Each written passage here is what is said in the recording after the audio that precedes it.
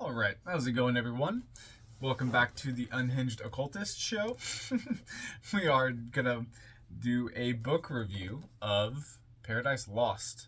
This version of Paradise Lost, anyway, that was gifted to me. We're gonna talk about how this is a great story, and we're also gonna talk about why we're covering a work of Judeo-Christian fiction on a channel that is most certainly not about a Judeo-Christian concept called the Qliphoth. So many people involving themselves with the Qliphoth have an aversion to Judeo-Christian Islamic perspective. And while I understand why they do, I don't think that too many aversions are beneficial.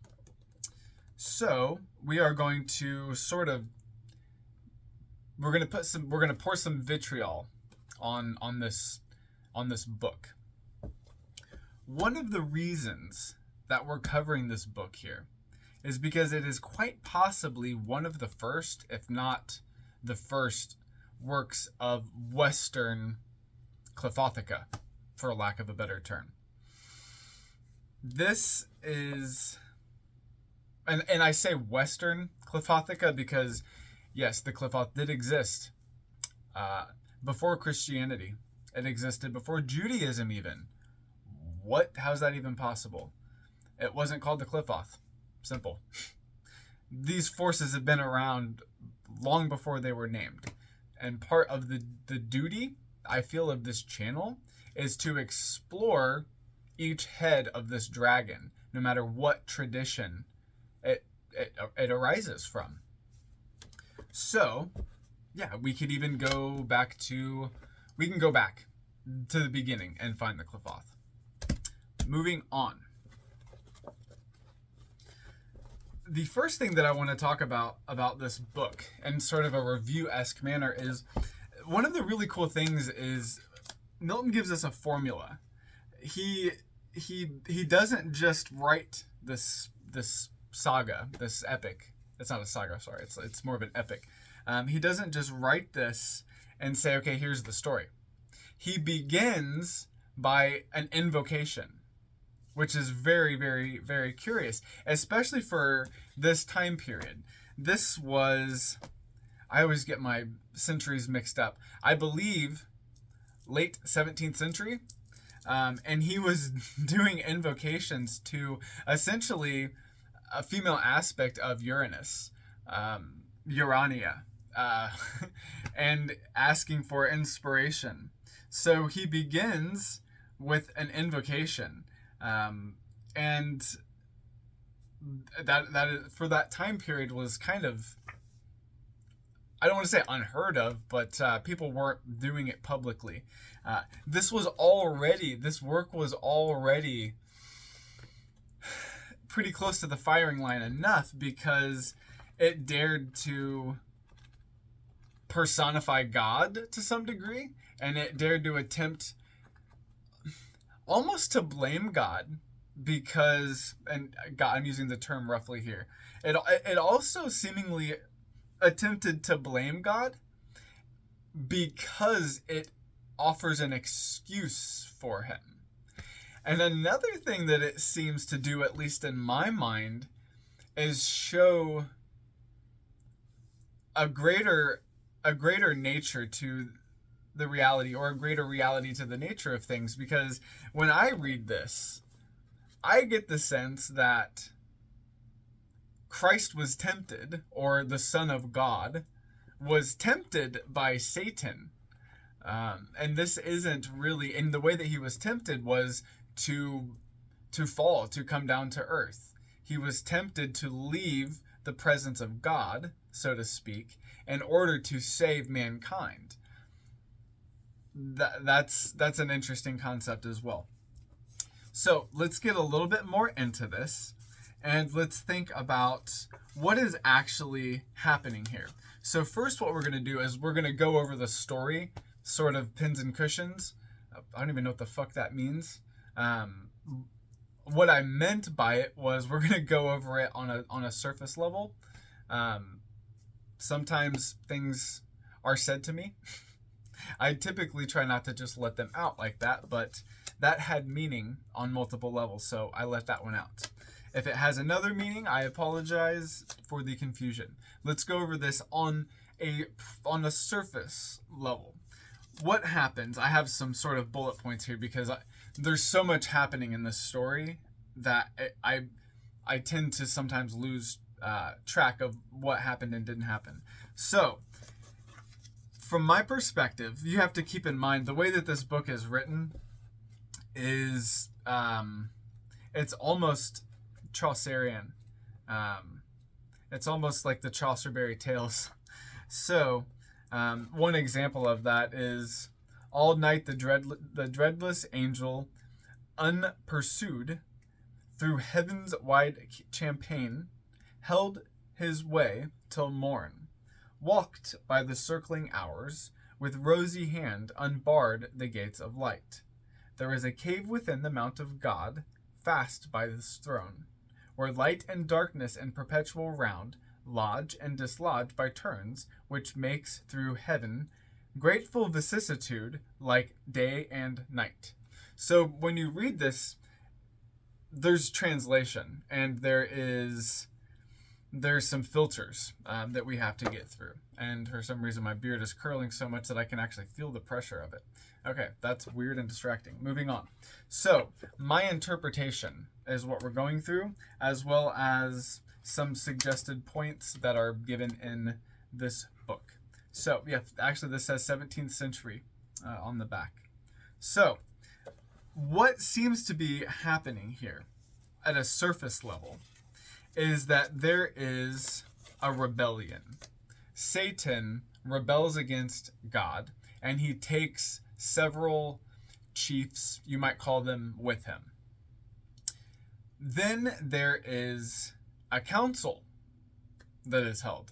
And in this council, there is a discussion of a new being and a new world that is not far from them, physically and, you might say, vibrationally or spiritually.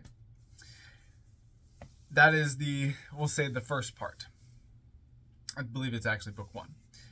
Now, and the next part, and these segments might not be perfectly by book, but we're going to go over 12 segments.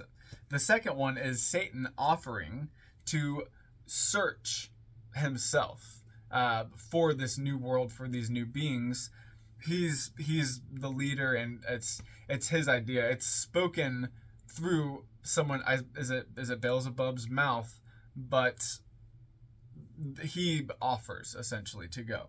So he goes and he finds that the gates of hell are closed, and he has to convince his daughter, or speak with his daughter Sin, to open the gates. But she lets him know, hey, once the gates are open, I can't close them again. And beyond the gates is chaos. And so Satan makes a sort of contract with chaos. Okay?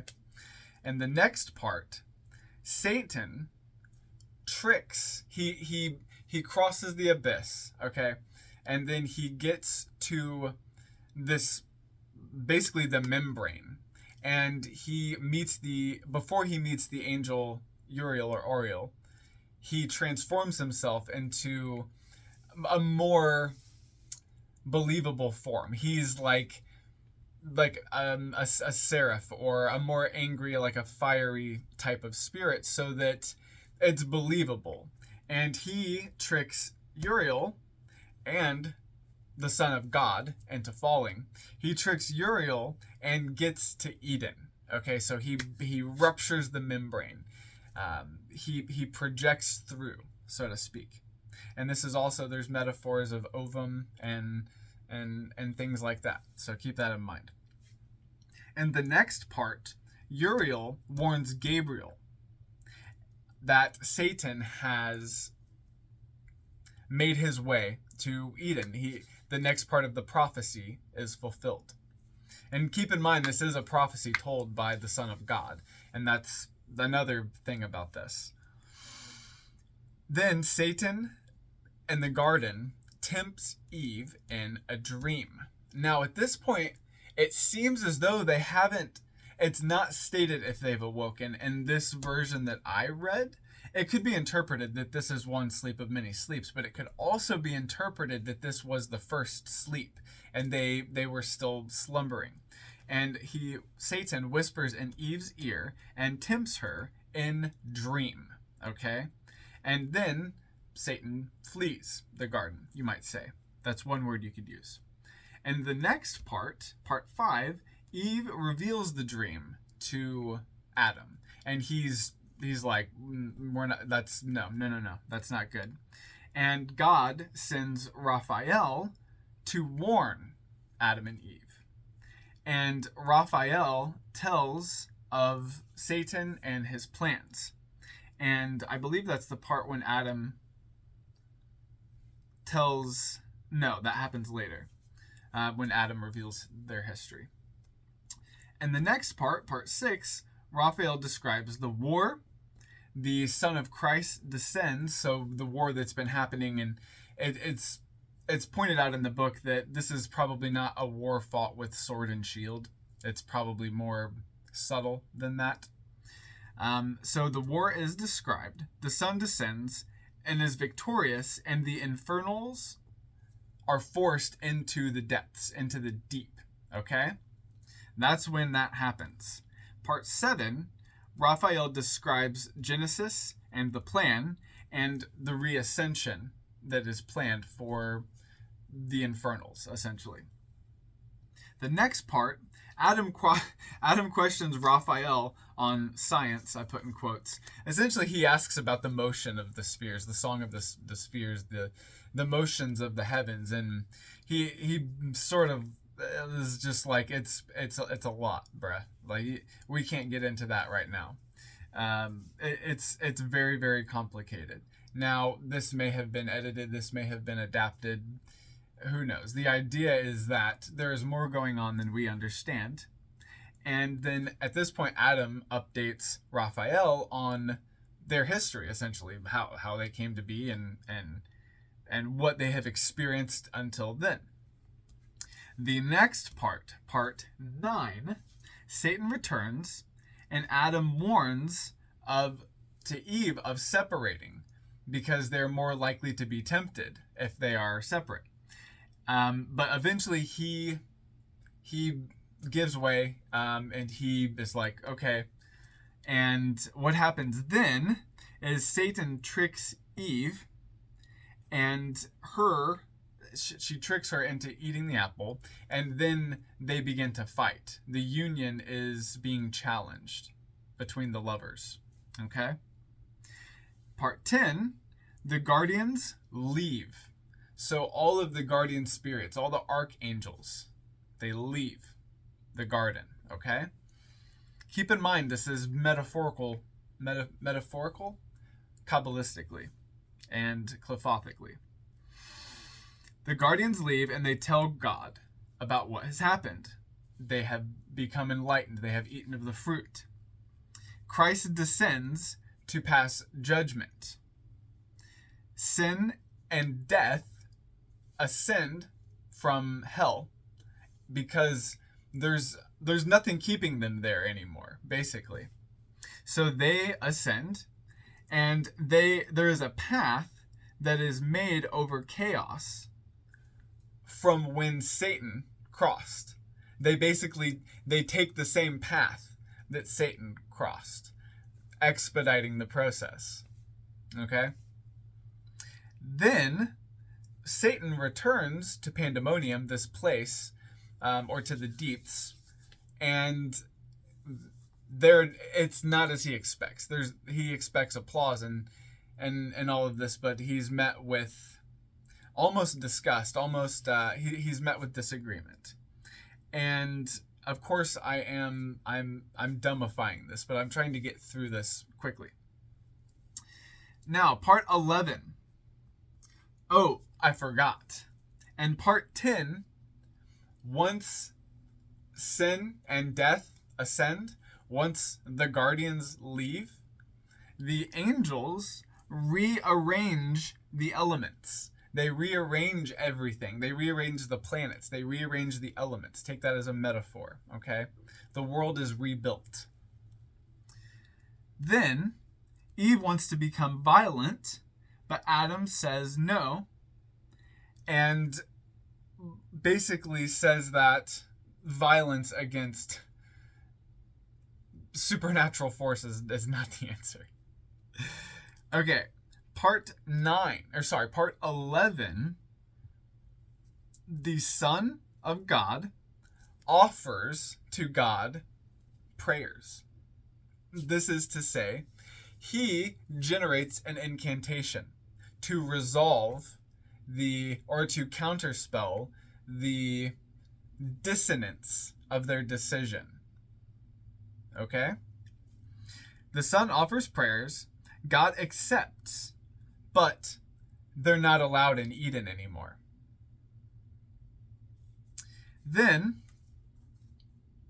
Michael forces them out and tells them about everything up until the flood, essentially. And puts the flaming swords at the entrance to the garden, barring them out. And so Michael takes Adam up to the top of the hill so that he can see everything, and he shows them this vision. He shows them everything up until the flood, and then he is sort of relieved by the next part, which is Michael telling him of Abraham and the coming of Yeshua, and how through sacrifice the stain that they had put on their progeny will be removed. Adam is happy about that, and they leave the garden, and the sword stays. It's a wonderful story. Now, let's look at it cliffothically. Part 1, rebelling and seeking a new way. Part 2, opening a gate and making a contract with chaos. Part 3, deception and passage into the garden. Now, typically in these videos, I just leave it at that, because if you have the ears to hear, then you already know what to do. This I'll give a little bit of instruction on. You have to deceive the gatekeeper. And one of the ways you do that is by showing up with a different badge, or distracting him, or maybe getting him fired. There's many ways that you can use these metaphors, but the idea is you have to deceive. You have to find a loophole, okay? Part 4 is temptation and the persuasion of Eve. Coalescing, or coaxing, rather, in order to coalesce. Part 5, Eve recounts the dream. Meaning, you need to give her something to dream about. And then God responds. Part 6, the great collision. The above and the below, they collide, okay? Or the inner and outer, or the past and the opposing forces collide. And then the descent of the Son of God. Okay? The next part, part 7, Genesis is revealed. What is Genesis but creation? As well as the reascension. So Genesis is tied to reascension. Who would have thought? Part 8, the machine revealed and union expressed. Part 9, the fruit is ingested, and then there is a conflict of union. The 10th part, The guardians leave and a path through chaos is made. The elements are rearranged and the sun descends to judge. Part 9, or 11 rather, again. Part 11, the incantations are given and the departure is granted. Part 12, exiting of the tree in the garden and the veils exposed and onward. So, this is one way to put an infernal lens on a imperial or Empyrean rather perspective. Hopefully this has been not just a book review, but also a sort of instructional, so that you can take things that seem to be outdated and ancient and non-concentric to your focus and turn them into something beneficial. Anyway, that's it for this one. I hope you all have a good rest of the day, good rest of the week. And if you have any questions or comments, if you want me to go a little bit further into this in the comments, perhaps I can. Other than that, yeah, take care and thanks for stopping by.